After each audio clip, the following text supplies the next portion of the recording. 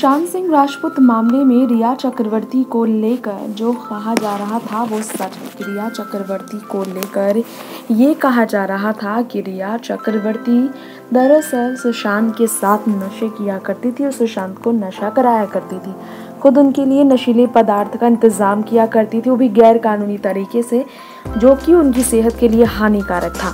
इसी केस में जेल पहुंची रिया बाईकला जेल में एक आम जिंदगी, एक कैदी की ज़िंदगी काट रही है।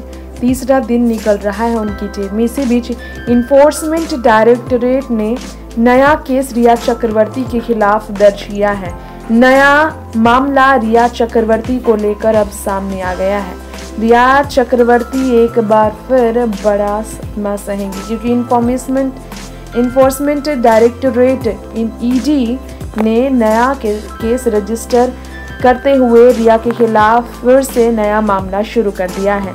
रिया अब तक नशीले पदार्थ को लेकर तो जेल के अंदर अपनी सज़ा काट ही रही है, लेकिन जिस पर सुनवाई नहीं हुई है, जो बेल की अर्जी डाल रही थी, उनके खिलाफ एक नया रजिस्टर हुआ है केस, और वो है मनी लॉन्ड्रिंग के कनेक्शन में। बॉलीवुड अभिनेता सुशांत सिंह राजपूत के कनेक्शन में मनी लॉन्ड्रिंग केस रिया के खिलाफ दर्ज हो रहा है और नारकोटिक कंट्रोल ब्यूरो ने कुछ सर्च किया है। कहा जा रहा है कि पैसे जो भी क्रेडिट कार्ड वगैरह सुशांत की रिया के पास थे उससे वो काफ़ी खर्च कर चुकी थी।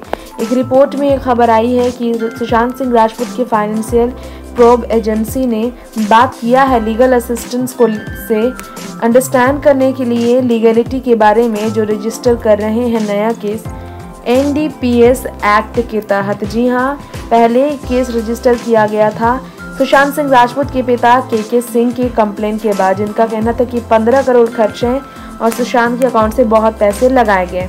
और अब मनी लॉन्ड्रिंग केस को लेकर सुशांत के बैंक अकाउंट को लेकर उनके बैंक अकाउंट मैनेजर यानी कि रजत मेवाती से भी पूछा गया था। अगर आपको याद हो तो रजत मेवाती से सवाल तमाम किए गए थे।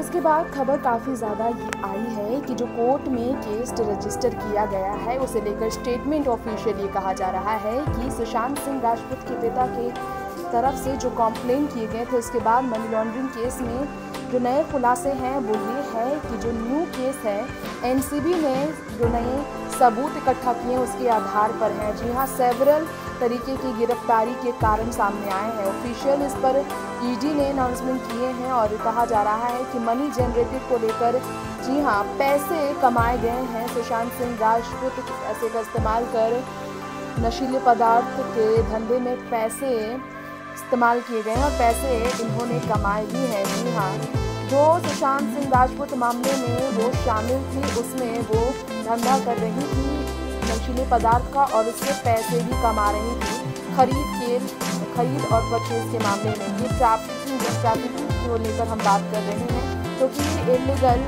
है और क्राइम माना जा रहा है।